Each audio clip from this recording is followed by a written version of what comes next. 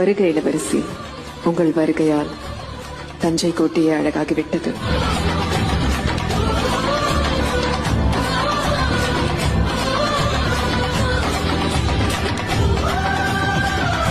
அம்மன் வராளே, பெரியாச்சி வராளே, அம்மன் வராளே, திரு காட்சி தராளே, முத்து பவளமும் மோகன புன்னகை முகத்தி மின்ன மின்ன மின்ன மூளையலும் வினை மூட்டுடன் தின்பவள் அம்மன் வராளே.